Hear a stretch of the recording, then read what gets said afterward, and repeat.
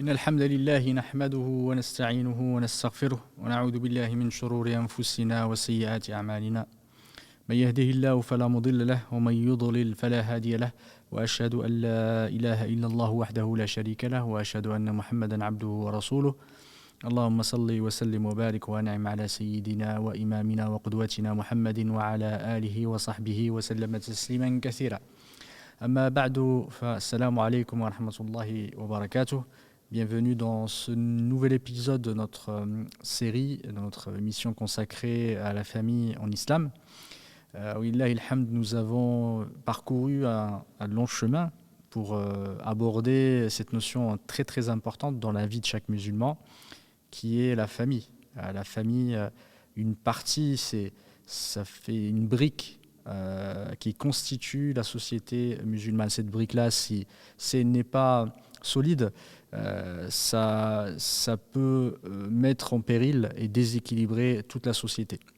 Et c'est important de connaître les règles importantes dans la vie de chaque famille, les règles, les droits et les devoirs, les comportements à avoir en tant qu'époux, en tant que parent. Alhamdulillah, depuis un certain temps, en compagnie de Cheikh Mahmoud, qu'Allah subhanahu wa ta'ala le récompense par le meilleur, on a abordé l'importance effectivement de la famille en islam, les règles du mariage, le comportement que doivent avoir les deux époux. Et on est arrivé la semaine dernière à un tournant important dans le chemin de chaque famille, qui est l'avènement des enfants. C'est une étape importante, c'est un objectif primordial, on va dire majeur pour toute famille. C'est le fait d'avoir une progéniture qui va venir agrandir la famille, va venir agrandir la société. Et derrière ce désir profond qu'Allah subhanahu wa ta'ala a créé en nous, ce désir-là, il doit être imprégné par la volonté de faire perdurer le bien dans la société. Il doit aussi être empreint de notre désir d'arriver, de mener notre famille sur le droit chemin pour arriver à l'agrément d'Allah subhanahu wa ta'ala et arriver à la jouissance et arriver au bonheur sur cette vie et dans l'au-delà, le bonheur ultime, celui de l'amour d'Allah subhanahu wa ta'ala, celui d'aimer Allah subhanahu wa ta'ala et son prophète et d'être aimé par notre Seigneur. Qu'Allah subhanahu wa ta'ala nous accorde l'amour de notre Seigneur azza wa jal. Et la semaine dernière, on a commencé effectivement par l'accueil de ce nouveau-né qui va arriver. C'est le fait qu'il arrive, ce n'est pas un acte anodin, ou en tout cas un événement anodin, c'est un événement important qui va entraîner des responsabilités majeures, des défis importants pour les deux parents, que ce soit pour le père et aussi la mère. Et on a parlé de quelques règles quand on va accueillir l'enfant. Effectivement, quand il va arriver au monde, la première chose qu'il doit caresser son oreille, qui doit traverser son oreille pour arriver à son cœur et toucher son cœur et son esprit, c'est la parole d'Allah subhanahu wa ta'ala. C'est pour ça qu'on a dit que c'était important, lors de l'avènement de l'enfant, en tout cas de la naissance de l'enfant, de réciter l'appel à la prière, l'adhan, dans son oreille droite, pour que la première chose qu'il entende sur cette terre, c'est la chose la plus importante, celle de l'unicité d'Allah subhanahu wa ta'ala, de l'adoration de notre Seigneur azza wa jal. C'est important qu'il entende l'attestation de foi, qu'il n'y a d'autre divinité qu'Allah subhanahu wa ta'ala, d'attester que son prophète bien-aimé, la miséricorde descendue sur les mondes, et son prophète et son messager. Un appel aussi à l'action. L'appel à l'action par la prière, cette adoration qui est l'adoration la plus importante après celle de l'attestation de foi, celle de la foi et de la croyance en Allah subhanahu wa ta'ala. Et on revient effectivement, on dit que Allah est grand. Il n'y a pas plus grand qu'Allah subhanahu wa ta'ala. Et on va mettre en évidence notre servitude à notre Créateur, notre devoir de le louer, de le remercier et de l'adorer. Et c'est important effectivement que ça soit ces éléments-là soient transmis, même s'ils ne comprendront pas, mais mais ça va éveiller quelque chose en lui et ça va le préparer pour ce long voyage, en tout cas ce voyage court qui n'est pas dans cette vie, mais ce voyage-là qui va lui permettre d'atteindre effectivement la félicité, qui va lui permettre d'atteindre le bonheur ultime, celui de rentrer, Inch'Allah, au paradis et de mener une vie heureuse dans l'adoration d'Allah subhanahu wa ta'ala et dans la bienveillance et dans le respect de ses parents, le respect des règles de notre religion. Et ensuite, on a parlé effectivement de quelques sunnas du prophète, quelques traditions qui sont importantes, celle de tahnik, le fait de mâchouiller une petite date, qu'on ait les dates de leurs vertus, médicinales ou nutritionnelles. On a parlé également le fait de lui donner un nom, de nommer l'enfant. C'est une responsabilité des parents de choisir les meilleurs noms pour nos enfants. On ne choisit pas des noms parce qu'ils sont à la mode, ou par ostentation, ou pour plaire aux autres. On choisit des noms parce qu'on s'identifie à ceux qui les ont portés.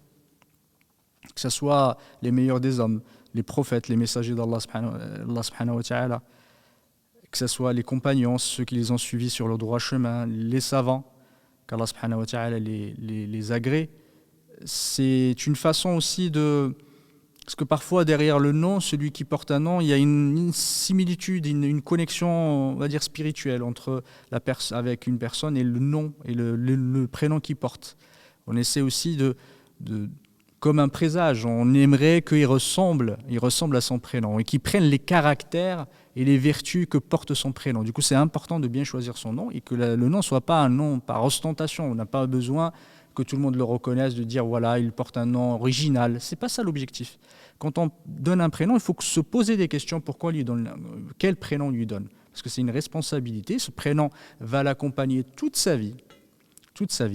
Et du coup, il faut bien le choisir. Et pas faire n'importe quoi en choisissant des prénoms effectivement qui vont regretter plus tard ou qui sont parfois dénués de symbolique et dénués effectivement de volonté de suivre le chemin de la droiture. C'est vraiment très important ce point-là. On a parlé également de la aqiqa, qui est une sunna très, très recommandée, très importante. La sunna de la aqiqa, le fait de sacrifier effectivement une brebis ou un ovin ou un caprin.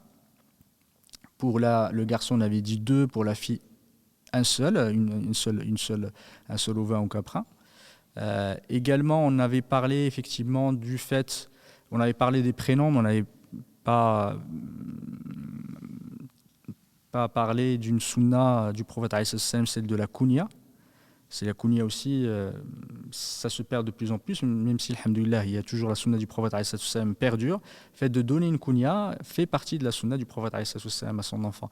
La kunya, c'est pas important, enfin, ce n'est pas important qu'il y ait un enfant quand on l'appelle Abu Muhammad ou Abu Ibrahim, ou les sahaba du prophète, certains compagnons comme Abu Bakr n'avaient pas d'enfant qui s'appelait Bakr. Le prophète s'appelait Abu al-Qasim, il n'avait pas d'enfant. Effectivement, il y a un qui s'appelait al-Qasim. Du coup, c'est important de donner une kunya parce qu'on suit le prophète, on suit la sunna du prophète. Cet accueil qu'on va faire, cet accueil à l'enfant, de l'enfant, est une première étape. Mais derrière va suivre un long chemin, une aventure qui va durer. Et cette aventure-là, elle est accompagnée de challenges, de défis. Et c'est un défi qu'il faut aborder de façon vigilante et bien le préparer, ne pas laisser les choses au hasard. Et c'est pour ça qu'aujourd'hui, j'aimerais qu'on discute, qu'on parle un peu, on échange autour du rôle de l'époux ou de l'épouse en tant que parent. Quels sont les éléments, les vertus, les comportements importants qui constituent la personnalité du parent en islam. On va parler d'un certain nombre de principes, un certain nombre de comportements importants ou d'attitudes, de positionnement qui sont vraiment très importants. C'est des principes, Inch'Allah, on va en parler plus en détail lors des cours prochains, bi'idhnillahi ta'ala, sur les méthodes, sur sur la méthodologie à apporter quand on va éduquer les enfants. Mais là, c'est vraiment tourné vers la posture d'éducateurs et de parents surtout, et d'éducateurs surtout, du père et de la mère. La première chose avec laquelle je commence, et je pense que celle qui est primordiale, sans elle, c'est l'éducation ne peut être menée de la meilleure des façons. On ne peut pas effectivement se dire éducateur et parent si on n'a pas bien imprégné ce principe et qu'on l'applique tout au long de notre vie. C'est celui de l'exemple, d'être un idéal pour les enfants, être un modèle.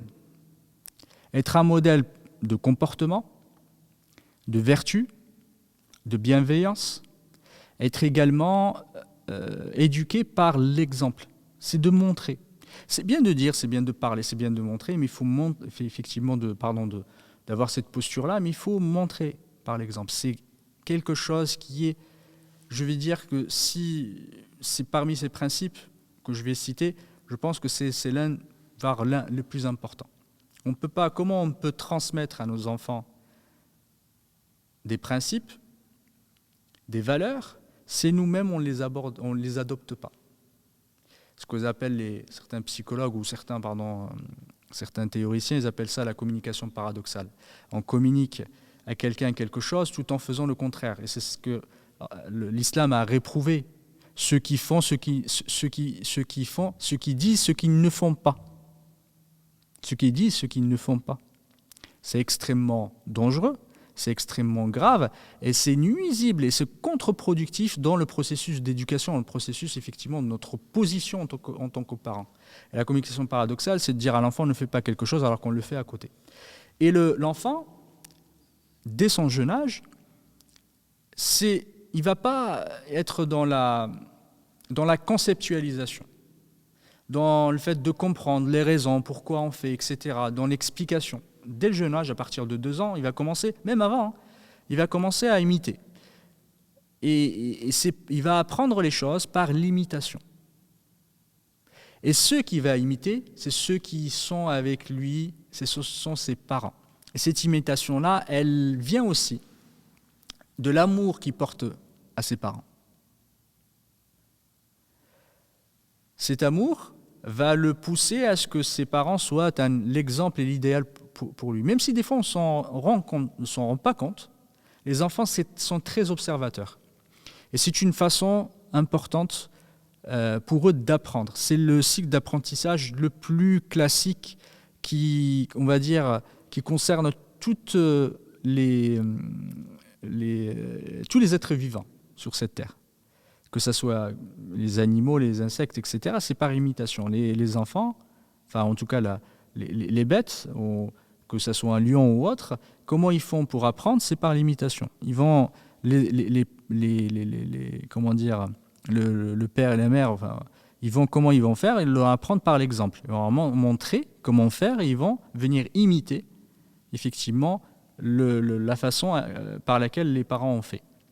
Et ça, c'est important à prendre en compte. Parce qu'on ne peut pas être un bon éducateur si on n'est pas un leader par l'exemple. Parce qu'on est responsable de notre famille, ça on en a parlé à maintes reprises.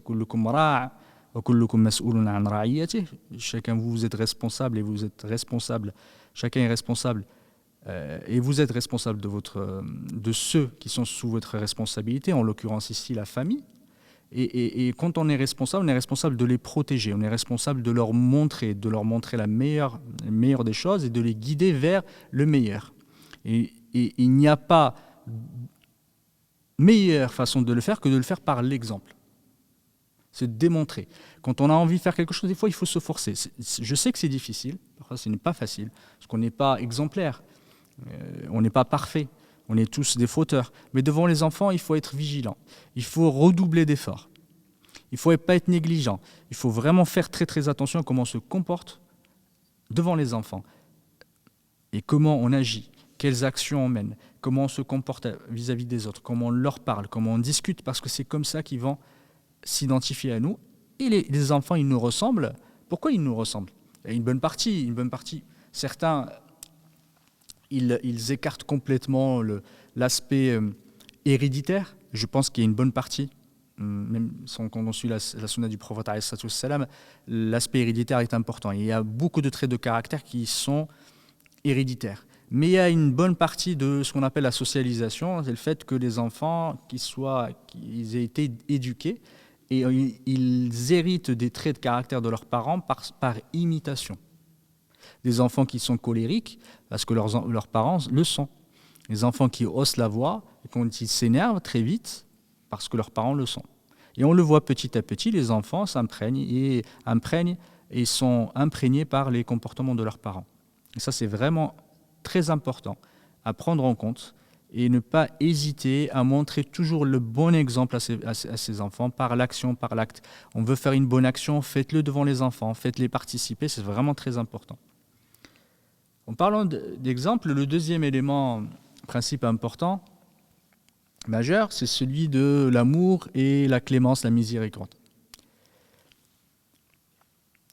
On ne peut pas...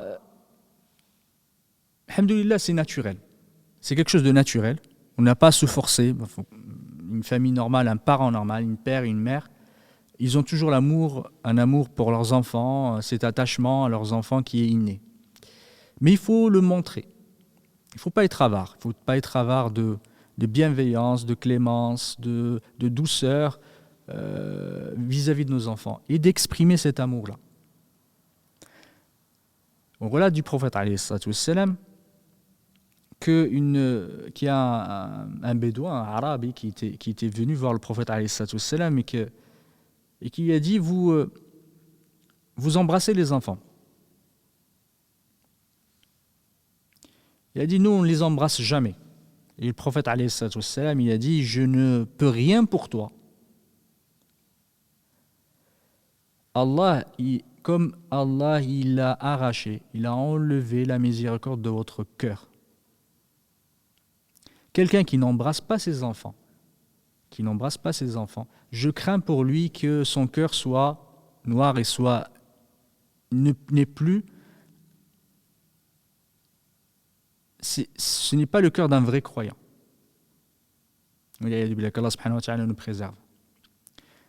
Parce que le cœur doit être aussi suivi par le comportement, va être suivi par l'action. C'est ce binôme-là, ce n'est pas possible.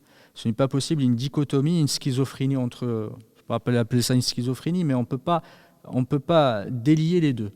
Le cœur, l'acte, l'action n'est qu'une expression de ce qu'il y a dans notre cœur. Quelqu'un qui n'embrasse jamais ses enfants, qui n'est jamais doux avec ses enfants, qui ne les prend pas dans ses bras, qui n'est pas miséricordieux vis-à-vis de ses enfants, comment on peut être effectivement, comment on peut présager ou comment on peut imaginer qu'il y ait de la douceur dans son cœur et de l'amour de façon générale. Pour moi, c'est incompatible. Et on relate aussi qu'il y a effectivement l'Aqra' ibn c'est un des sahaba du prophète alayhi salatu wassalam qui avait une position assez importante et qu'il est venu voir une fois le prophète alayhi salatu wassalam. Il a vu le prophète alayhi salatu wassalam embrasser, soit c'était le Hassan ou le Hussein. Il l'a embrassé et il lui a dit, surpris, il lui a dit moi j'ai 10 enfants, j'en ai jamais embrassé un de sa vie.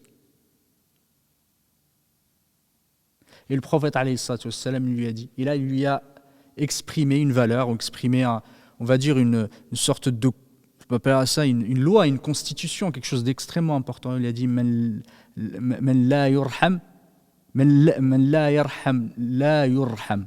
Celui qui n'est pas miséricordieux ne mérite pas la miséricorde. Ne la mérite pas. Celle d'Allah subhanahu wa ta'ala, celle des gens, de façon générale. Celui qui n'est pas miséricordieux, celui qui n'est pas clément vis-à-vis des autres, il ne mérite pas la clémence en retour. Ayez ce réflexe-là, de montrer l'amour à vos enfants. Parce que c'est en leur montrant l'amour que vos enfants vont s'attacher à vous. Si vous êtes toujours à vous positionner on va prendre cette posture autoritaire, dans l'excès, comment vous voulez que vos enfants se rapprochent de vous? Si vos enfants vous craignent tout le temps, la crainte, effectivement, ils sont toujours en train de vous craindre. Ils vous connaissent pas, ils ne discutent pas avec vous, ils vous montrent jamais votre amour, votre attachement. Comment vous voulez que vous créez les liens avec vos enfants et vos enfants s'attachent à vous?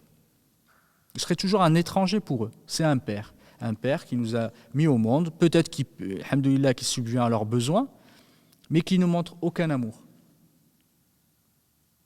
Suivez l'exemple du prophète alayhi salatu wassalam. Suivez l'exemple du prophète alayhi salatu wassalam.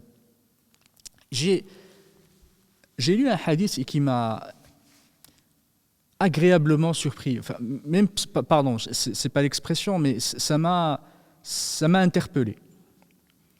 Une fois, on raconte que quelqu'un est rentré voir le prophète alayhi salatu wassalam. Il avait soit le Hassan ou le Hussein sur son ventre, assis. Et à un moment, il a uriné sur lui, sur le prophète alayhi salatu wassalam. Il disait, celui qui relate ce hadith-là, qui est Abu Layla, il disait que ça coulait, il y avait des coulées. Et là, ils ont voulu l'enlever. Le prophète alayhi salatu wassalam, il a dit, laissez-le, ne lui faites pas peur, ne le pressez pas, laissez-le finir. Laissez-le finir. Et quand il a fini, le prophète alayhi salatu wassalam, il a demandé de l'eau pour laver l'urine. Et je m'imaginais, moi à la place, mon enfant, je le mets sur mon ventre et il urine sur moi. Je l'aurais pris, peut-être je l'aurais jeté. Ou j'aurais peut-être crié, je me serais énervé. Là, le meilleur des hommes, le prophète alayhi salatu wassalam, le plus pur de la créature, comment il a réagi? Il leur a dit, c'est même pas, laissez-le finir. C'est un enfant. Et parfois, on manque cruellement de patience vis-à-vis de nos enfants. Et je me le dis à moi-même, avant de vous le dire à vous. Effectivement, c'est des rappels, qu'Allah subhanahu wa ta'ala nous fasse bénéficier de ces rappels-là, parce que les rappels bénéficient aux croyants. Je me dis, regardez l'exemple du prophète alayhi sallam, et qu'est-ce que le prophète alayhi sallam nous enseigne vis-à-vis de ce comportement-là. Chaque action du prophète alayhi sallam est une source, est une richesse. On peut appeler ça l'apogée du bon comportement. Laissez-le, ne lui faites pas peur. Laissez-le terminer. Et vous connaissez tous le hadith de le bédouin l'Arabi, qui est venu et qui a uriné dans la mosquée du prophète alayhi salatu wassalam. Tout le monde voulait venir, voulait même à un moment, c'était une offense, c'était un manque de respect cruel. Et le prophète alayhi salatu wassalam, il a dit, laissez-le terminer. Laissez-le terminer. C'est cette douceur, c'est par cet amour qu'on va éduquer nos enfants, on va leur transmettre des choses. C'est pas par la force, par la rudesse, par l'excès. C'est compliqué, on veut faire passer des choses. Je me suis dit, tiens, mais pourquoi il ne comprend pas quand je lui dis? Mais parce qu'on manque de patience. Et qu'Allah subhanahu wa ta'ala nous réforme, c'est cette patience-là. Sans cette patience, c'est très très difficile de mener ce combat, mais il faut faire un effort. Il faut se remettre en question, on a toujours dit. Se remettre en question, c'est un credo que le musulman doit avoir. C'est vraiment quelque chose que je vous conseille. Et dans ce hadith-là, la suite de ce hadith, le prophète alayhi salatu wassalam, le Hassan Hussein, il est allé avec lui à ce qu'on appelle la maison de la sadaqa, en fait, là où il stocke l'aumône, la zakat. Il avait pris une date. Il l'avait mangé, le prophète alayhi salatu wassalam, dans une version, il a dit kirkhin, ça veut dire enlève, c'est une façon de dégoûter, effectivement. Est-ce qu'il lui a dit cette date-là,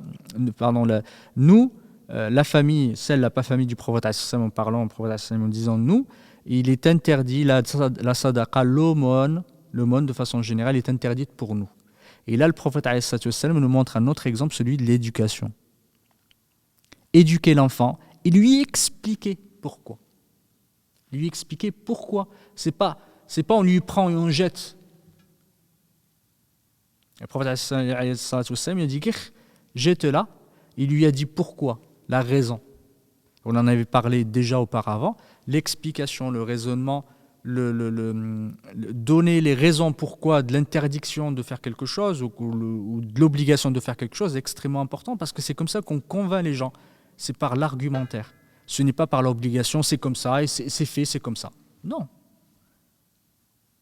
Comment veux-tu qu'il soit convaincu? Comment vous voulez qu'il applique quelque chose s'il ne comprend pas l'essence, il ne comprend pas la raison derrière?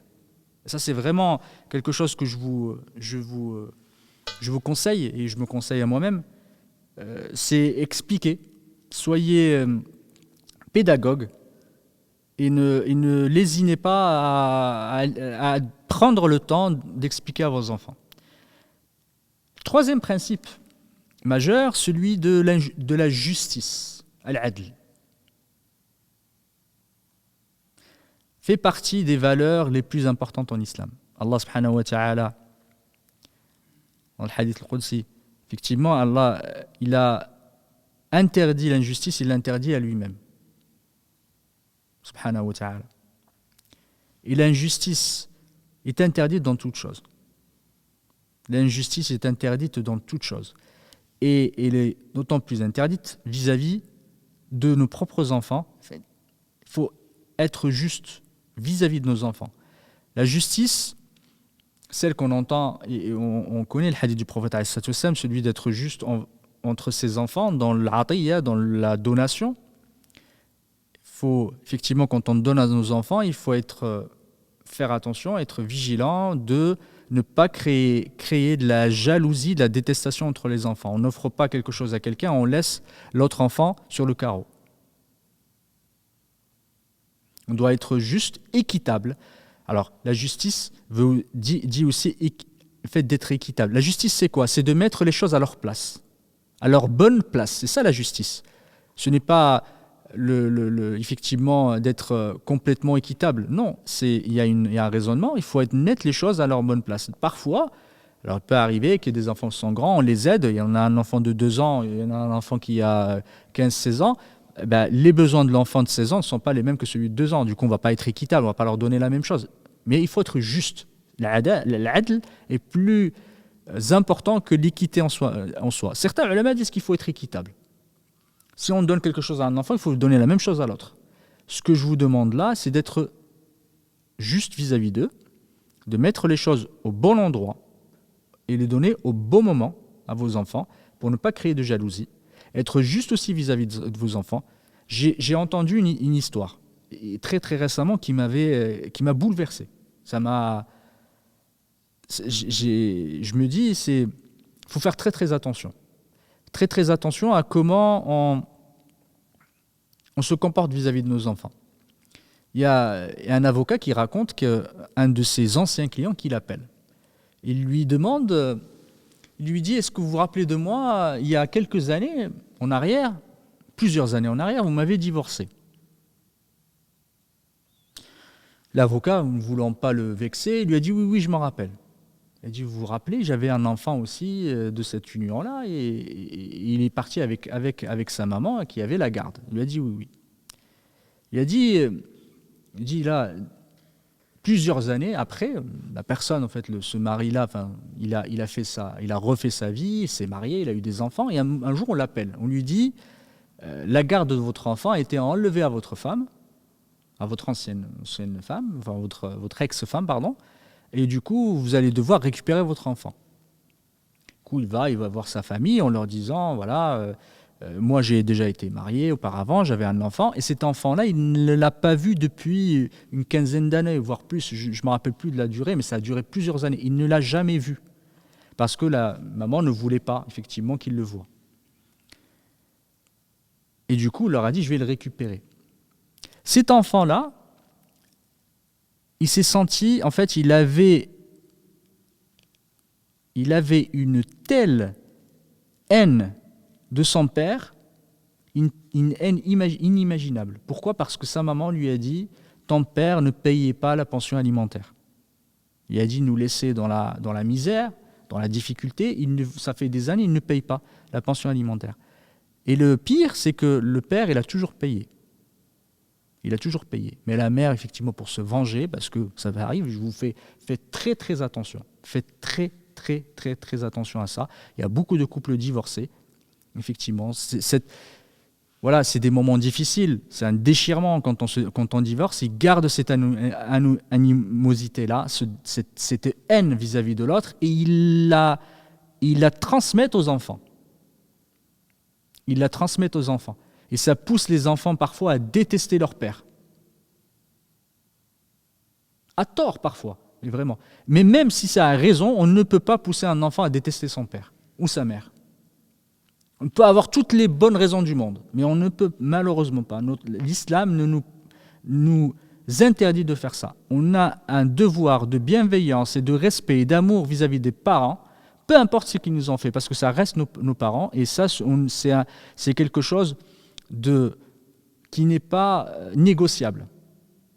Il faut faire très attention. Même si on a eu des conflits avec l'autre parent, avec notre ex-femme ou notre ex-mari, on ne doit pas parler en mal d'eux devant les enfants.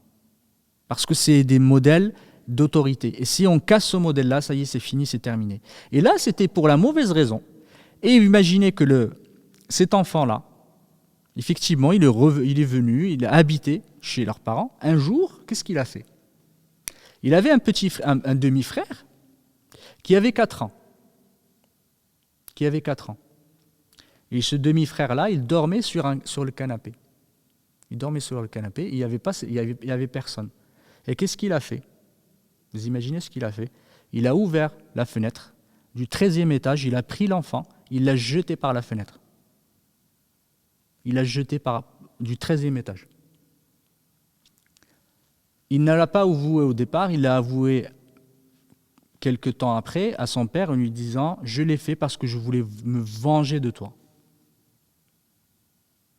Ce sentiment d'injustice qu'on des fois on crée dans nos enfants est, on va dire, le frein le plus important à la bonne éducation de nos enfants. Et on ne s'en rend pas compte. On a l'impression qu'on a tout fait, etc. On est parents, on voit nos droits, mais on ne voit pas nos devoirs.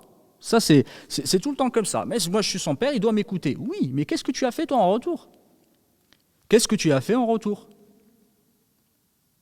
L'as-tu respecté? L'as-tu aimé?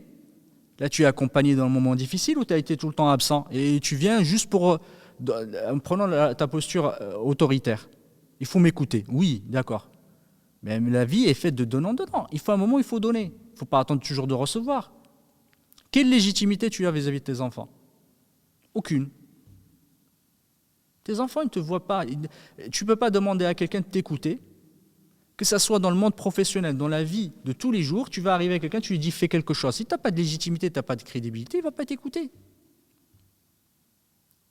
Il va dire oui, mais viens, oui, alors. Faites très attention à ça. La justice est importante. Soyez juste entre vos enfants. Soyez juste vis-à-vis de vos enfants. Et c'est vraiment, je vous le rappelle, parfois c'est un frein, il faut se remettre en question parfois par rapport à notre comportement. La justice, si tu viens, ton enfant, tu le frappes alors qu'il n'a rien fait, ou tu le frappes tout court, parce que ce n'est pas une façon d'éduquer, la violence n'a pas jamais été, le prophète ne nous a jamais montré cet exemple-là. C'était vraiment les extrêmes. C'était vraiment, des moments, et même le prophète, on a vu son comportement. Anas, qu'Allah subhanahu wa ta'ala l'agrée, il l'a accompagné pendant des années, il a dit, il ne m'a jamais dit une fois, pour une chose que je n'ai pas faite, pourquoi tu ne l'as pas faite, ou pour quelque chose que j'ai faite, pourquoi tu l'as faite. Il ne lui a jamais reproché quelque chose. Parlons pas de la violence. Le prophète, il était l'exemple de l'amour. De l'amour, de la clémence. Les enfants, il jouait avec eux, il s'amusait, il tirait même sa langue, le prophète, pour faire amuser le Hassan, pour le faire venir. Ces enfants, parfois, le Hassan et le Hussein, ou parfois les enfants de Zaynab, ils se mettaient sur son dos pendant la prière. Et nous, parfois, il y a un enfant qui court, on commence à s'énerver. Mais si on n'est pas miséricordieux, comment vous voulez? Le prophète a dit Laysa minna, il ne fait pas partie de ma communauté, de ma sunna, de ma tradition. Celui qui n'est pas miséricordieux envers les enfants, qui n'est pas clément envers les enfants et qui ne respecte pas les plus vieux, les plus âgés. ليس منا من لم يرحم صغيرنا ويعرف قدر كبيرنا. Celui qui n'est pas miséricordieux vis-à-vis des petits, des enfants, et qui ne connaît pas le droit et qui ne respecte pas les plus âgés. Tu ne fais pas partie de la communauté du prophète alayhi salam. Tu fais pas partie tu restes musulman. Le prophète alayhi salam, quand il dit laysa minna, ne veut pas dire que tu sors de la religion, mais tu n'as pas suivi sa tradition, tu n'as pas suivi sa voie, la voie du prophète alayhi salam. L'autre aspect, effectivement, après la justice, ça c'est le troisième aspect, le troisième principe. Le quatrième, c'est ce qu'on pourrait appeler la présence. Le mukhalata, le fait de se mélanger à ses enfants. La présence est importante. Il faut jouer avec ses enfants, il faut être présent avec ses enfants, il faut leur apprendre des choses, même si des fois on a des difficultés au travail, mais il faut consacrer un moment à vos enfants, un moment dans la journée. Il ne faut pas être totalement absent pendant des mois ou des semaines ou des jours. Vos enfants ne vous voient pas alors que vous avez ce rôle d'éducateur.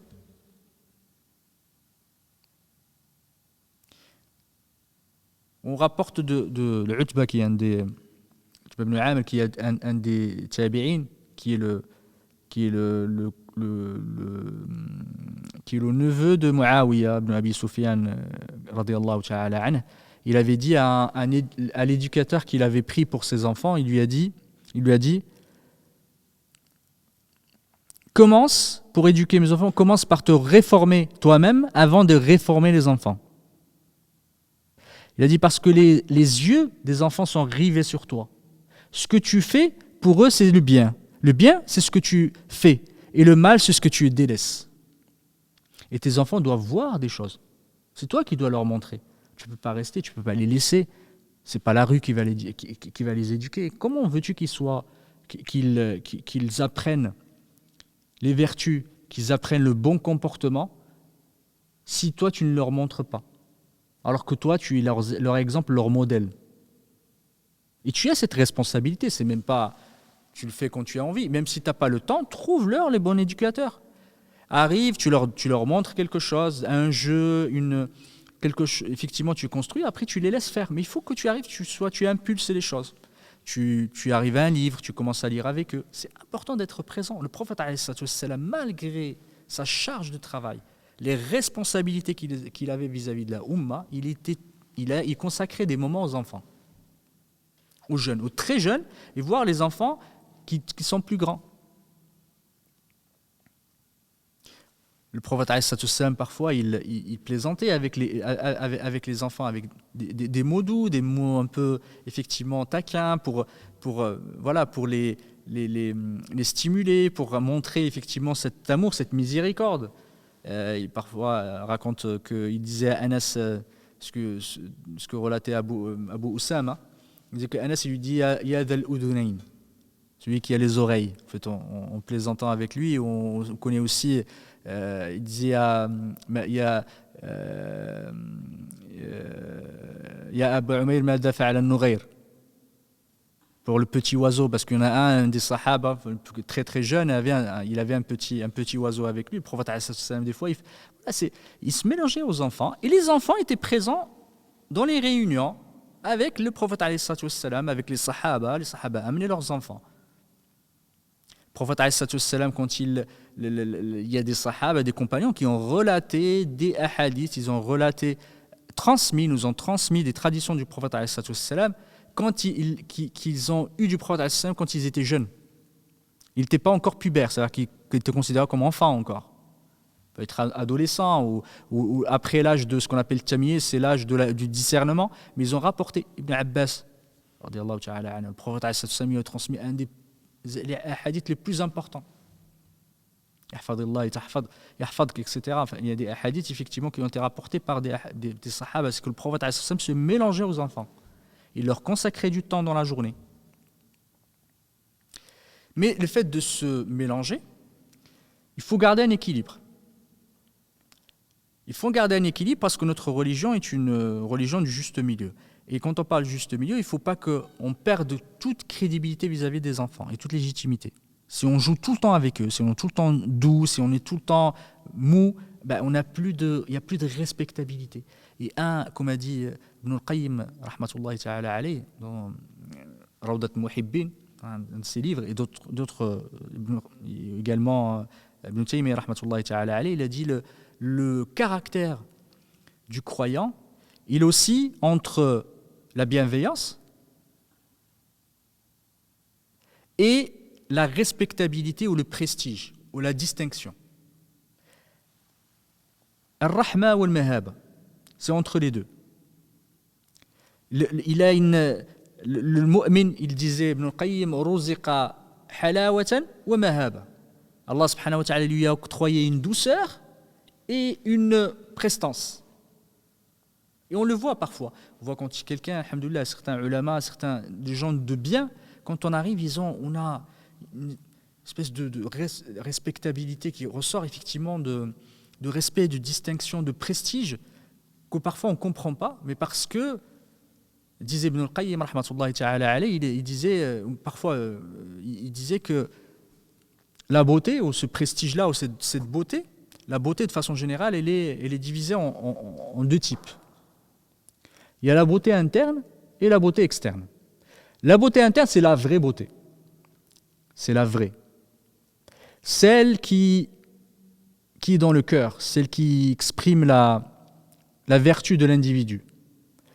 Sa bienveillance, sa miséricorde, sa clémence, sa générosité, sa foi, ça c'est le plus important, la foi, sa croyance, sa raison, sa lucidité,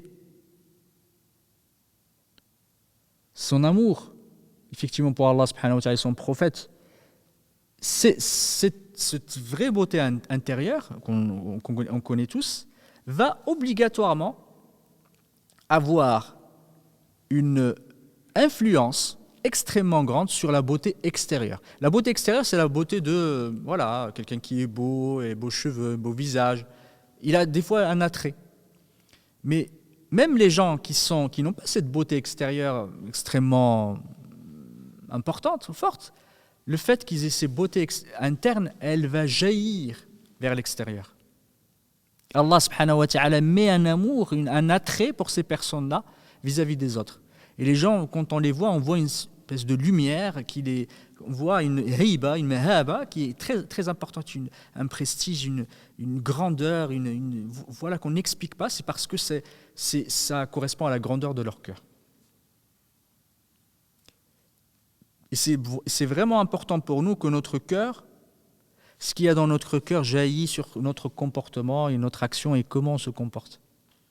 Parfois, ceux qui sont beaux de l'extérieur, quand ils emploient cette beauté-là dans les méfaits, dans le mauvais chemin, dans la désobéissance à notre Seigneur, Allah subhanahu wa ta'ala la contrecarre, effectivement, elle se retourne vers eux et ça se retourne en laideur. Et les gens se détournent complètement d'eux.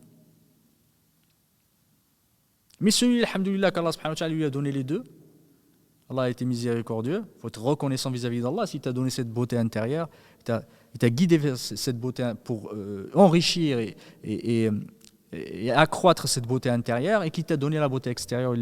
Mais il faut avoir cet équilibre-là, effectivement, entre le halawa, la douceur, la bienveillance, et cette respectabilité, cette grandeur, cette crédibilité qu'on doit avoir vis-à-vis des enfants. Et ça, c'est important pour un éducateur.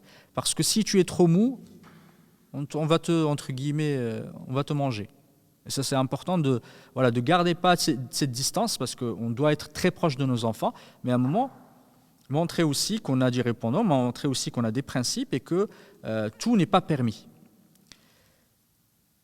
Et du coup, ça m'amène à le cinquième principe qui est la sagesse.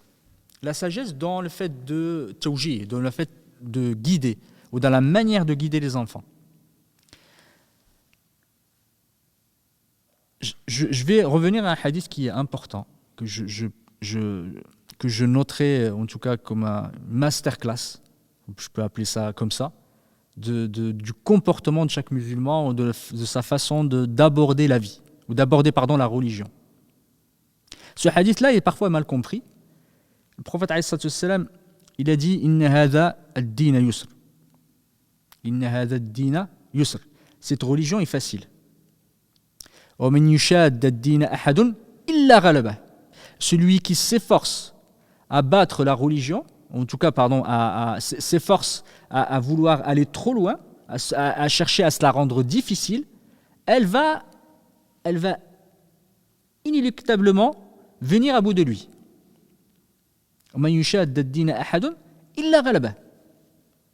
Tu ne peux pas, si tu cherches à être dans le zèle, dans l'extrême, à toujours chercher, tu t'obliges des choses qu'Allah subhanahu wa ta'ala ne t'a pas obligé, toujours dans la difficulté à rechercher tout le temps des choses qui sont difficiles, alors que la facilité, c'est notre religion est une religion de facilité, de yusr.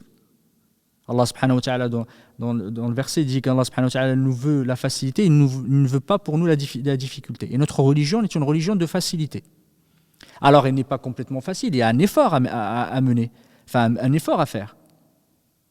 Et le prophète alayhi salatu wassalam, pour nous expliquer que parfois que certains, pour justifier leur manquement, leur négligence, ils disent la religion est une religion facile. Regardez, le prophète il a dit celui qui veut se rendre la vie difficile, la religion difficile, jamais il va réussir. Du coup, la religion, la religion est la religion de facilité. Et ils ont mal compris le hadith. Parce que le prophète il a dit, dans la suite du hadith, il a dit fasaddidu wa qaribu. Fasaddidu wa qaribu. Efforcez-vous. C'est une substance, une traduction pourrait. Tasdid, c'est le fait de viser. Et tu vas viser la cible. Wa qaribu, c'est le deuxième, c'est essaie de tout le temps la viser. Ça veut dire que tu vas viser, mais parfois tu peux pas toucher. Tu n'arrives pas à toucher la cible. Tu peux pas toucher le milieu. Mais du coup, tu vas t'efforcer à toujours aller toucher au plus proche. Celui qui veut mener quelque chose, il faut toujours le mener dans la vision de l'excellence. C'est l'excellence, l'ihsan est important en islam. Et quand on veut faire quelque chose, il faut bien la faire. Le croyant, quand il mène quelque chose, Allah subhanahu wa ta'ala aime quand on fait un travail qu'on le fasse de la meilleure façon. Du coup, fasaddidu, efforcez-vous à toujours faire le meilleur. Efforcez-vous de suivre le droit chemin. Wa qaribu. Si vous n'y arrivez pas, essayez le maximum, ne délaissez pas tout. Certains, quand ils ne peuvent pas faire, quand ils ne peuvent pas arriver à quelque chose, ils délaissent complètement. Les ulama disent, la chose à laquelle tu ne peux pas arriver complètement, tu ne dois pas la délaisser complètement. Quelqu'un parfois qui a des difficultés, effectivement, qui Allah subhanahu wa ta'ala l'a éprouvé, je ne sais pas, par l'alcool ou autre, ils disent moi maintenant je bois, je ne prie pas. Non, ce n'est pas une raison. C'est pas parce que tu bois ou tu fais tu désobéis à Allah subhanahu wa ta'ala que tu dois complètement lui désobéir et tout lâcher. Il faut toujours faire des efforts. Et c'est ça ce qu'on nous apprend notre religion. Nous apprend notre religion qu'on n'est pas parfait. On ne peut pas viser juste tout le temps et arriver tout le temps à tout faire. Mais il faut tout le temps essayer. Et cet élément-là, et du coup le prophète alayhi salatu wassalam, ce que je disais, un masterclass, c'est quelque chose. On voit la sagesse du prophète alayhi salatu wassalam, sa justesse. Il a donné un exemple. Il a dit aidez-vous du matin, du début de la journée, de la fin de la journée et d'une partie de la nuit. Fasta'inu bil ghadwati war ruha wa shay'in min ad-dulja.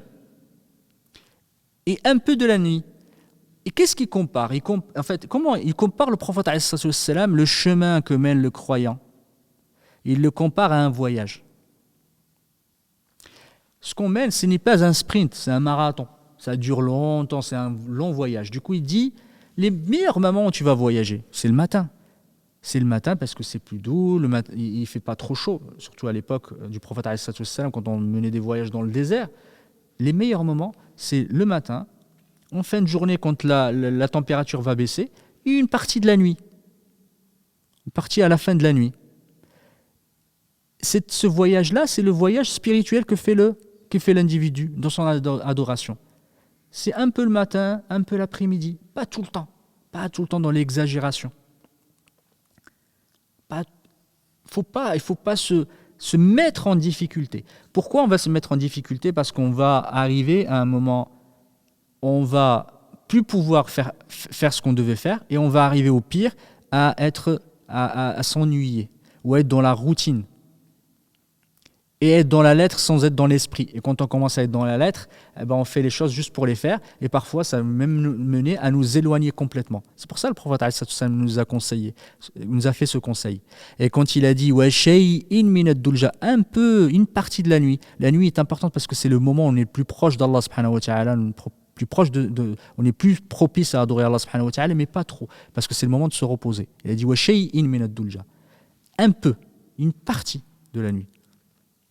Et cette comparaison, cette analogie entre le voyage d'un voyageur et le chemin que va mener le croyant dans l'adoration d'Allah subhanahu wa ta'ala est une analogie très claire.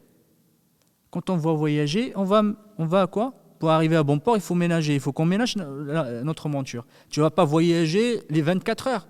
Tu vas profiter des bons moments pour voyager, pour ne pas te fatiguer, mais faire l'essentiel. C'est pour ça qu'il a le prophète il a dit la modération, pour que vous puissiez y arriver. La modération, pour que vous puissiez arriver. Et la modération est importante, et la modération aussi dans l'éducation de nos enfants et dans notre rôle de parents. On l'a déjà dit vis-à-vis des époux ou des épouses, le reproche continuel était contre-productif. Et également vis-à-vis de nos enfants, c'est tout le temps on leur reproche des choses, quand tu as mal fait, etc. Et ce n'est pas la meilleure façon de faire. Si on est tout le temps en train de voir les mauvaises choses, il faut qu'on les pousse à l'excellence, à l'exigence, être exigeant, tout en étant bienveillant. Si on voit que notre enfant il fait un effort et qu'il n'y arrive pas, pourquoi tu vas lui reprocher? S'il pouvait y arriver, il serait arrivé. Il y serait arrivé. Mets-toi à sa place. T'es pas bon en maths. Tu fais des efforts, mais tu y arrives pas. Qu'est-ce que tu veux faire? Tu vas faire quoi? Tu vas ouvrir son cerveau, tu vas le reprogrammer? C'est comme ça, il fait des efforts, mais il n'y arrive pas. Il faut le comprendre. Et prenez l'exemple de ce hadith. Saddidu wa qaribu. Faites, efforcez-vous à faire le meilleur. Et quand vous n'y arrivez pas, ne délaissez pas complètement. Faites au mieux. Le mieux, parfois, et aussi le mieux est l'ennemi du bien. Toujours vouloir faire meilleur, etc.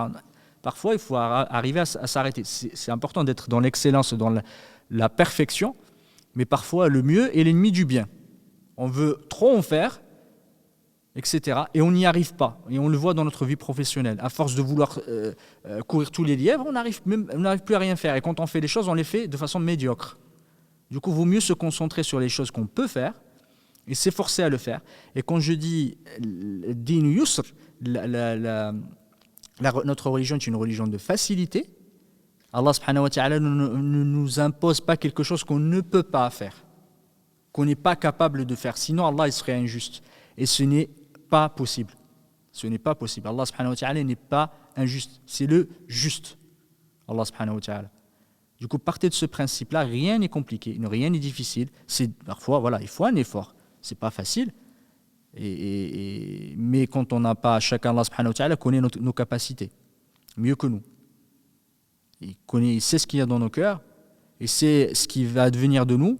Du coup, si tu as une bonne intention et Allah subhanahu wa ta'ala connaît, tu ne peux pas tromper Allah subhanahu wa ta'ala, il saura effectivement les efforts que tu as menés et si ces efforts-là ils étaient suffisants ou pas. Effectivement, vis-à-vis de nos enfants, il est très important d'éviter effectivement le reproche continuel. Le prophète alayhi salatu wassalam, ce qu'il disait, c'est que le prophète un des sahaba, c'était Ibn Mas'ud radiyallahu ta'ala anhu, il y a un des tabi'in qui était venu le voir. Il lui a dit pourquoi tu ne fais pas des exhortations tous les jours? On aimerait bien On aimerait bien entendre des rappels tous les jours. Lui, Ibn Mas'ud, il les voyait une fois tous les jeudis. Il leur faisait un cours hebdomadaire, une fois par jeudi, faire des rappels, des exhortations. Et eux, ils ont recherché. Et du coup, parce qu'ils voulaient le bien, ils recherchaient le bien, ils étaient derrière, effectivement, parce qu'ils étaient très exigeants vis-à-vis d'eux-mêmes. Et ils lui ont dit, pourquoi tu n'en fais pas plus? Il leur a dit, j'essaye de vous ménager. Je vous ménage pour pas que vous vous ennuyiez. Parce que le prophète, alayhi salatu wassalam, faisait pareil. Il nous ménageait pour pas qu'on arrive à l'ennui. Et le prophète, alayhi salatu wassalam, avait ce comportement-là. C'est qu'il n'était pas dans l'exhortation continuelle vis-à-vis de ses compagnons et vis-à-vis des croyants. Il choisissait les moments pour le faire. Et nous, on doit suivre l'exemple du prophète alayhi salatu wassalam vis-à-vis de nos enfants. Pas tout le temps, tous les jours, l'exhortation, les conseils, pourquoi tu as fait ça, mais fais ça, etc., toute la journée du matin au soir. À un moment, ça va devenir lassant. On va arriver à de la lassitude. Et c'est ça que le prophète alayhi salatu wassalam nous a enseigné. Il a dit « Makhafata an tas'am wa sa'ama » le fait de la lassitude et l'ennui et la routine. Parce qu'à force d'entendre les choses tout le temps, elles n'ont plus grosse valeur. Quelque chose qu'on entend de temps en temps, effectivement, cet effet pas de surprise, mais cet effet de quelque chose de précieux, de quelque chose qui a de la valeur. Quelque chose qui n'est trop, qu'on donne beaucoup, perd de sa valeur. Les métaux précieux, pourquoi ils ont une valeur? Parce que c'est la rareté. C'est ça qui amène la valeur. Et bien la parole, il faut de temps en temps, pas qu'elle soit rare, mais qu'elle soit espacée. Comme le prophète alayhi sallam faisait vis-à-vis de ses compagnons. Ce qui était relaté par Ibn Mas'ud radiyallahu ta'ala anhu. Du coup, ne soyez pas dans le conseil continuel, ne soyez pas dans le reproche continuel. Des fois, il faut fermer les yeux, il faut laisser faire, c'est pas grave. Des fois, il peut y avoir des erreurs, les enfants, ils sont pas parfaits. C'est difficile parfois, surtout par rapport à certains caractères, certains qu'on est colériques, nerveux, on n'a pas beaucoup de patience, mais il faut faire très attention à ça parce que c'est tout le temps reproché, à un moment ça n'a plus de valeur. Et soyez doux, soyez dans la clémence, dans la miséricorde vis-à-vis de vos enfants, dans l'écoute. Et effectivement, c'est important d'avoir cette posture-là vis-à-vis des enfants et ne montrer qu'on est énervé, très énervé, qu'au moment où c'est vraiment énervant. Il a fait quelque chose de très grave, pas tout le temps, pas du matin au soir, au réveil. Pourquoi t'as pas rangé ça? Pourquoi tu as mis tes chaussures là-bas? À un moment, tu vas t'épuiser, tout le monde va s'épuiser, lui aussi il va s'épuiser. À force de t'écouter, à force de t'entendre lui reprocher des choses, à un moment, ça y est, ça n'a plus de valeur, il t'entend même plus. Voilà, il faut vraiment avoir conscience que c'est important d'avoir une sagesse dans la façon de réformer nos enfants et dans la façon de les éduquer et de les accompagner. Et dernière chose, et j'arrête là, Inch'Allah, les 2 dernières minutes, on va arriver à la fin de ce live, et je laisse le plus important à la fin, c'est d'invoquer Allah subhanahu wa ta'ala et revenir vers lui dans l'éducation de nos enfants. C'est Allah qui éduque, c'est pas nous. On doit mener l'effort, mais c'est Allah subhanahu wa ta'ala qui guide qui il veut. Et qui égare qui il veut. Du coup, revenez vers Allah subhanahu wa ta'ala, invoquez Allah subhanahu wa ta'ala, c'est celui qui vous répond, qui vous répondra en cas de difficulté, vous n'y arrivez pas, invoquez Allah subhanahu wa ta'ala. Invoquez votre Seigneur, demandez-lui. Parce que l'invocation, c'est le cœur de l'adoration, c'est l'adoration elle-même.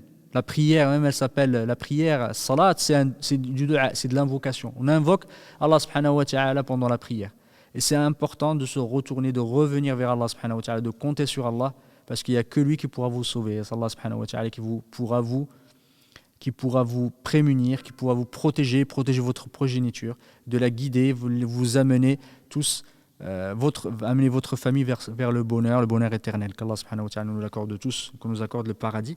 Du coup, faites attention, n'invoquez pas Allah subhanahu wa ta'ala contre vos enfants. Ibn Mubarak, Abdullah ibn Mubarak, rahimahullah ta'ala, il y a quelqu'un, une fois, il est venu le voir, il lui a dit, mon enfant, il ne m'écoute plus, il fait l'uquq al-walidayn, effectivement, c'est quelqu'un d'extrêmement, voilà, il s'est éloigné de la religion, il se plaignait de son enfant. Il lui a dit, est-ce que tu as invoqué Allah subhanahu wa ta'ala contre ton enfant une fois? Il lui a dit oui. Il lui a dit, mais c'est le résultat de ce que tu as fait. C'est à cause de toi qu'il est devenu comme ça. Et parfois, les parents, par colère, qu'est-ce qu'ils font? Ils invoquent Allah contre leurs enfants. Mais l'invocation d'Allah, des parents contre leurs enfants, c'est une invocation qui peut être entendue, et qu'Allah subhanahu wa ta'ala peut exaucer. Du coup, faites attention à ce que vous invoquez pour Allah, pour vos enfants. Invoquez-leur le bien tout le temps, même quand il fait quelque chose de mal. Invoque-lui Allah subhanahu wa ta'ala, invoque quelque chose de bien.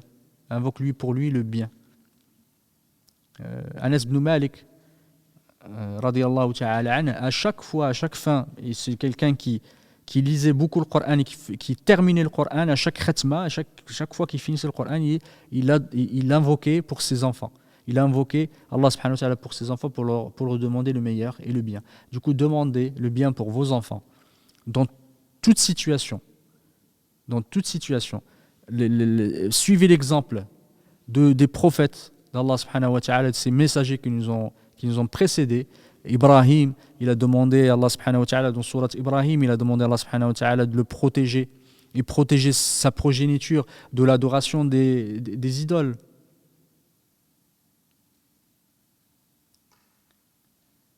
On a parlé la semaine dernière de Zacharia qui a demandé à Allah subhanahu wa ta'ala de lui offrir, de lui donner une progéniture pure. Adorer Allah subhanahu wa ta'ala, c'est de l'invoquer. En premier lieu, c'est de revenir vers lui dans la difficulté et dans la facilité aussi. Qu'Allah subhanahu wa ta'ala nous accorde le meilleur et nous réforme et il fasse de nous de meilleurs parents que ce qu'on est, parce qu'on est toujours... On est toujours dans le manquement, on n'est pas parfait, qu'Allah subhanahu wa ta'ala nous pardonne. Mais sachez que notre religion est une religion du juste milieu entre... Il ne faut pas être négligent, ni être dans l'extrême, dans l'immodération et dans l'excès.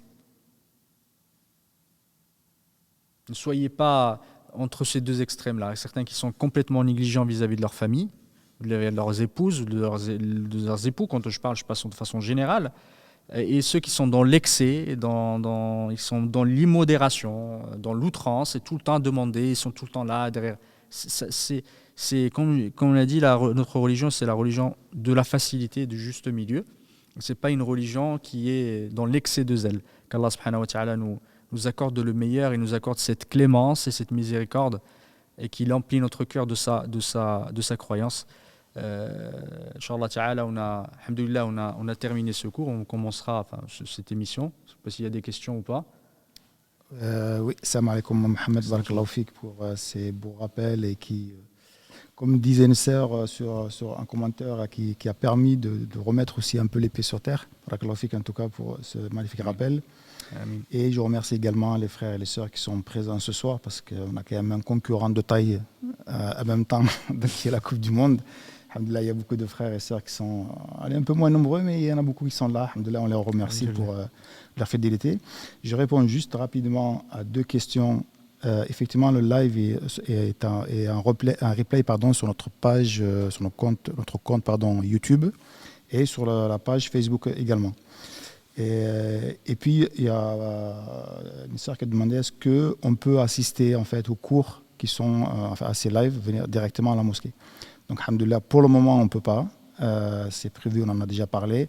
On vous tiendra au courant. Mais sachez qu'il y a des cours en présentiel. Il suffit de se rendre sur notre site internet. Vous allez voir sur la page d'activité les différents cours qui sont donnés en présentiel. Mohamed, la première question que j'ai envie de te poser, alhamdoulilah, c'est à partir de quel moment on peut commencer à dialoguer avec un enfant? Je sais que par exemple, certains pédiatres notamment, certains psychiatres conseillent de commencer à parler même quand il commence à se former dans le ventre de sa maman, de commencer déjà à échanger avec lui. Qu'est-ce que tu peux nous dire là-dessus, Inch'Allah? Effectivement, quand on avait dit que la première parole qu'il devait entendre, c'était l'Adhan, effectivement, c'est qu'on lui transmet quelque chose, c'est qu'il comprend. Le prophète ne fait pas des choses au hasard, hein. C'est que l'enfant, il faut continuer, il faut tout le temps leur parler parce qu'ils entendent des choses et on leur transmet des choses. Même si parfois ils ne comprennent pas, il y a ce qu'on va transmettre dans la voix, dans le ton de la voix. Quand voilà, on transmet de la douceur, on transmet de l'amour, c'est quelque chose qui va être bénéfique.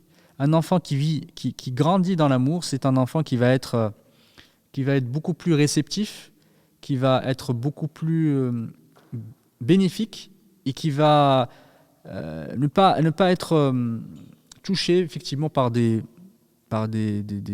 problèmes psychologiques ou autres. Parce que je pense que un des premiers, Allahu a'lam, premières sources des troubles psychologiques, c'est le manque d'amour. Beaucoup d'enfants, beaucoup d'adultes qui ont des problèmes effectivement, soit voilà, un problème psychologique, quand on revient à l'origine de ça, c'est qu'ils ont manqué d'amour dès leur jeune âge. Et beaucoup de personnes déviantes qui sont dans la déviance, des criminels ou des délinquants, leur problème c'est qu'ils ont manqué d'accompagnement, ils ont manqué d'amour dès le jeune âge. On leur a toujours montré la dureté, on a toujours été trop exigeant vis-à-vis d'eux, même si on était présent, on a été violent, injuste vis-à-vis d'eux, et ça crée des sentiments de haine, des sentiments de rejet de la société. Parce que si ils ne se sentent pas aimés par leurs propres parents, comment vous imaginez qu'ils vont se sentir aimés par l'autre, de façon générale, et par la société? Du coup, dès le jeune âge, soyez doux, parlez avec eux, essayez de leur transmettre votre amour, même s'ils ne comprennent pas, ça se ressent. Et alhamdoulilah, petit à petit, les enfants, ils vont commencer à parler. À l'âge de 2 ans, 1 an, 2 ans, ils commencent à comprendre des choses. Et c'est important de parler avec eux, c'est important aussi d'agir, comme j'ai dit tout à l'heure, de leur montrer par l'action et par l'acte, parce qu'ils apprennent en regardant, en imitant, l'imitation étant le premier vecteur, ou en tout cas le premier moyen d'éducation. Et quand on fait des choses, il faut expliquer. Et il faut leur apprendre ces valeurs, les valeurs de l'islam dès petits, les valeurs de respect, d'amour, de fraternité, de bienveillance dès petits. Et plus important, l'unicité d'Allah subhanahu wa ta'ala, qu'Allah existe, qu'Allah subhanahu wa ta'ala est notre Seigneur et notre Créateur. Il faut qu'ils l'apprennent. Les enfants, parfois, ils n'arrivent pas à imaginer, ils ne sont pas encore à un stade de pouvoir être dans la conceptualisation. Du coup, c'est difficile pour eux d'imaginer qu'il y a Allah subhanahu wa ta'ala qui est notre Seigneur, qui est le plus grand. Ils sont tout le temps, ils essayent de comparer à des choses existantes. Du coup, ne soyez pas trop dur avec eux quand parfois ils te disent, voilà, ils peuvent dire des choses parce que ce sont des enfants. C'est pour ça que je disais, il faut être bienveillant, il faut les accompagner, il faut leur apprendre à aimer Allah subhanahu wa ta'ala dès petits, à aimer son prophète, alayhi salatu wassalam, à aimer les musulmans, à être bienveillant vis-à-vis des autres de façon générale, même s'ils ne sont pas musulmans. La clémence, elle est due, la bienveillance, elle est due à tout être humain, à tout être de façon générale, à tout être vivant, et encore plus à nos frères en humanité. Il ne faut pas lui apprendre la haine, il ne faut pas lui apprendre la détestation des petits, à vouloir en découdre. Ce n'est pas comme ça qu'on apporte les choses. Il faut être ferme, il faut avoir de la personnalité, il faut avoir la fermeté, en tout cas de l'attachement à ces valeurs, mais tout en étant bienveillant vis-à-vis des autres et tout en ayant cet attrait pour le discours, pour le dialogue. Parce que l'islam, en grande partie, en tout cas, il s'est transmis, même au début, c'est par la bonne parole, la bonne exhortation, par le bon comportement, pas par la force. Ce qui est transmis par la force ne dure pas. Dès qu'on n'est plus là, ça y est, c'est terminé. C'est la conviction qui est importante. Et c'est ce qu'il faut faire avec nos enfants, c'est toujours leur expliquer, discuter avec eux, comprendre leurs problèmes. Même si des fois c'est difficile, on n'arrive pas à comprendre. On n'arrive pas, c'est compliqué. Mais essayez de vous mettre à leur place et de discuter avec eux et avoir toujours le bon niveau de discours. Le bon niveau de discours selon l'étape ou selon l'âge de l'enfant. Un enfant de 1 an, ce n'est pas pareil qu'un enfant de 3 ans, de 4 ans, ce n'est pas pareil qu'un enfant de 7 ans, ce n'est pas pareil qu'un adolescent. Chacun, il a un niveau de discours différent. Et quand on leur dit des choses, il faut leur dire des choses qu'ils comprennent, qu'ils arrivent à assimiler facilement. Mais je suis d'accord avec effectivement ce que tu viens de dire. Faites parler avec les enfants, discuter avec eux, même quand ils sont dans le ventre de leur maman, il y a des vibrations, il y a des choses qui passent, ils entendent. Et ils entendent la voix de leurs parents, de leurs enfants, et s'ils entendent des cris alors qu'ils sont dans le ventre de leur maman, ça va créer des crispations et des enfants qui vont être perturbés. Qu'Allah subhanahu wa ta'ala nous préserve. Voilà, il faut faire très très attention en présence des enfants, il faut faire très attention même quand ils sont encore dans le ventre de leur maman. Il ne faut pas stresser la maman non plus quand elle est enceinte. Quand on en a parlé la semaine dernière, je ne sais pas si j'en ai parlé ou pas, il faut être bienveillant vis-à-vis de la maman. C'est celle qui porte l'enfant. Effectivement, elle endure des choses, des choses difficiles, à la fois physiques, hormonales, et il ne faut pas en rajouter. Nous aussi, il faut qu'on soit encore plus bienveillant vis-à-vis d'elle que d'habitude. Il ne faut pas que le stress transmette du stress à la maman qui va être transmis à l'enfant en retour, par propagation. Et on comprend parfois les enfants qui sont perturbés, très facilement on comprend ce qui s'est passé. Parfois, il y a des choses qui se sont passées mal pendant la grossesse, pendant l'accouchement, des choses qui gardent des traces, qui sont parfois sur très long terme, pendant l'enfance. Et c'est ça, et ces perturbations-là qui se passent dans le jeune âge, c'est celles qui restent le plus. Ce n'est pas ce qui nous arrive quand on est adulte.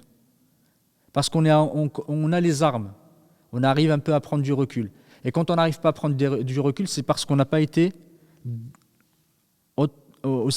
effectivement, on n'a pas été bien guidé, ou notre personnalité n'a pas été renforcée pour qu'on puisse en fait faire face.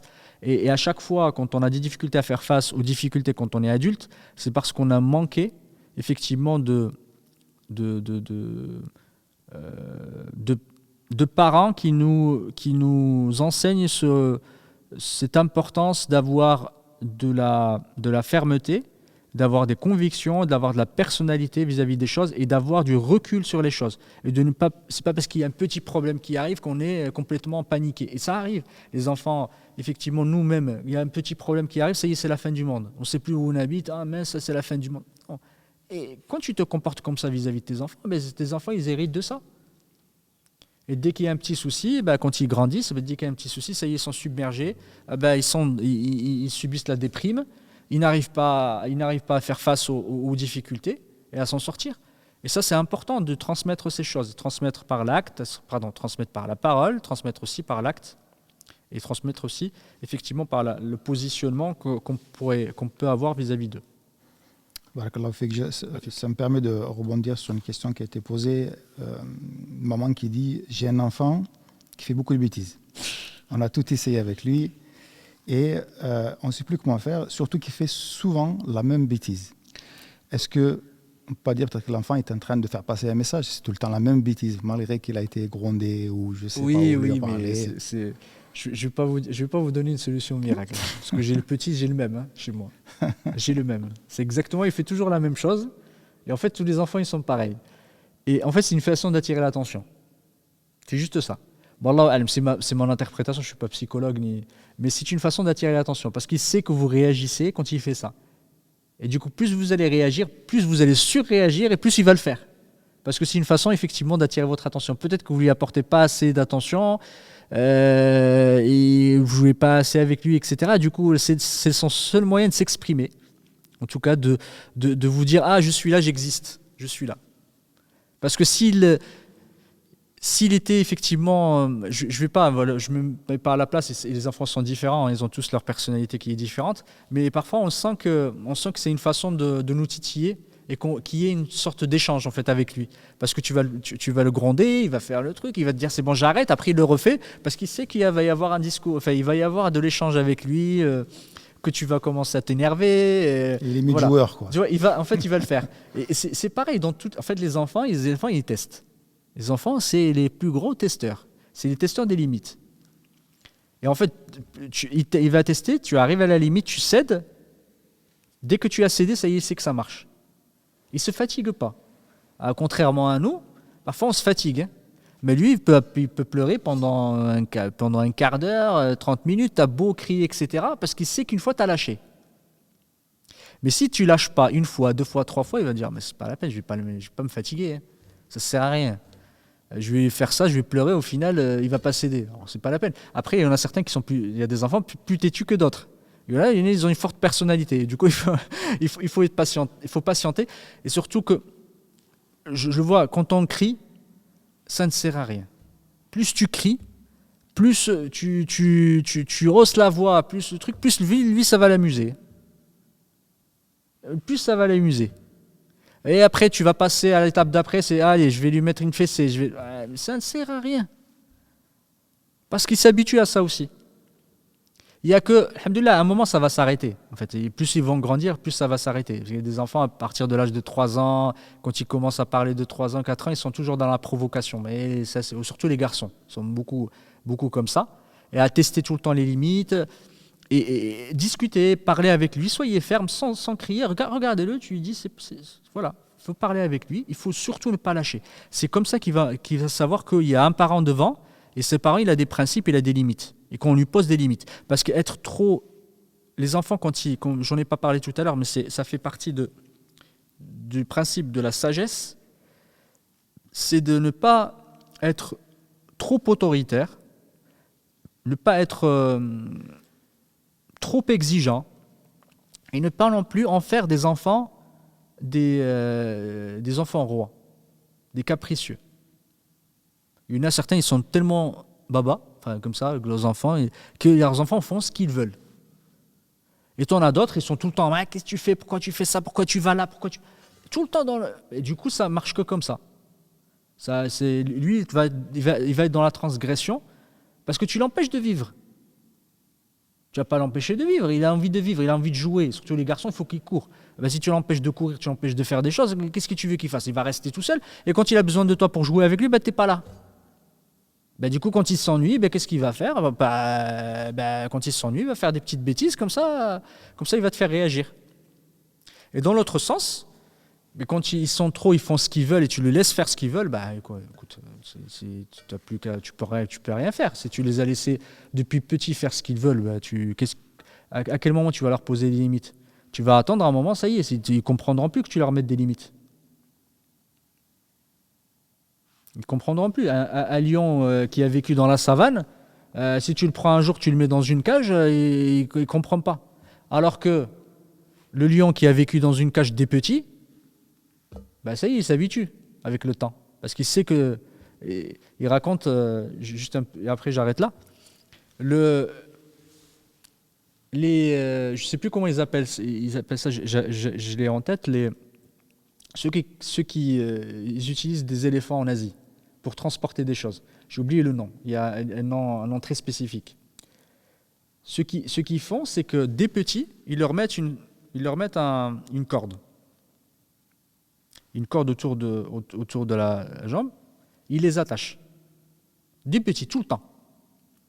Et psychologiquement, on peut parler de psychologie, mais l'éléphant, il s'est habitué à tout le temps être attachés. Et plus ils grandissent, en fait, ils deviennent des éléphants adultes, ils leur gardent la corde. Ils leur gardent la corde autour de la patte. Et dans leur tête, ils ont été emprisonnés, entre guillemets, psychologiquement. Parce qu'il peut tout à fait la corde là, avec un coup de patte, même pas... Il l'arrache, il va t'arracher même l'arbre. Mais dans leur tête, comme c'est depuis petit, ils ont cette corde autour qui les empêche de vivre, ils sont enfermés. Du coup, ils n'ont même plus besoin de l'attacher à l'arbre. Il leur met juste le tour, et du coup, dans sa tête, ça y est, il ne peut plus bouger. Et c'est pas... Moi, j'ai cité cet exemple extrême, mais les enfants, c'est pareil. Si tu ne leur mets pas les limites, c'est très compliqué de leur mettre des limites plus tard. C'est maintenant qu'il faut mettre des limites. La pudeur, il faut leur apprendre la pudeur, il faut leur apprendre le respect, il faut apprendre des choses qu'on ne peut pas faire. Et c'est dès maintenant. Et ces choses-là, ces limites-là, elles sont imprégnées on leur inculque dès petit, elles sont dans l'inconscient. Mais il ne faut pas attendre trop tard. Quand tu arrives trop tard et tu veux exiger des choses, ça y est, parfois c'est fini, c'est terminé. C'est plus possible. Du coup, ce que je conseille à la sœur, être patiente. Patienter. discuter, parler, essayer de ne pas crier. Je vous le dis, mais voilà, je me dis à moi-même, c'est pareil, des fois je m'énerve, on crie, etc. On n'est pas parfait. Moi, je vous donne des conseils. Ces conseils, j'essaie de m'appliquer à moi-même. Mais des fois, je vous assure, j'y arrive pas. Mais il faut essayer. Il faut essayer. C'est important d'essayer de ne pas lâcher et de tout le temps se remettre en question. Même si on n'y est pas arrivé une fois, il faut essayer d'en faire une deuxième fois. On n'y est pas arrivé, de se remettre en question, de se dire non, mais il ne faut pas que je fasse comme ça, il faut que je fasse différemment. Mais pour moi, c'est naturel. C'est totalement naturel. Il va faire une bêtise, il va dire des mots un peu voilà, qui vont vous énerver parfois, parce qu'il les a entendus à l'école ou autre. Il sait que ça vous énerve, du coup, il va continuer à les faire, mais il faut patienter, il faut discuter, il faut parler avec lui, lui mettre des limites, tout en restant ferme, lui montrer que vous êtes ferme, et être patient, et pas s'énerver. C'est surtout ça. Quand il vous voit vous énerver, ça le pousse en fait à jouer avec vous. Enfin, c'est comme un jeu. Alors que si vous vous énervez pas, vous restez ferme, il voit que ça ne vous fait rien. C'est pas, s'il va voir ça c'est vain et il va arrêter de le dire. Ou va arrêter de faire cette bêtise. بارك الله فيكم سبحانك اللهم وبحمدك أشهد أن لا إله إلا أنت أستغفرك وأتوب إليك سبحان ربك رب العزة عما يصفون وسلام على المرسلين والحمد لله رب العالمين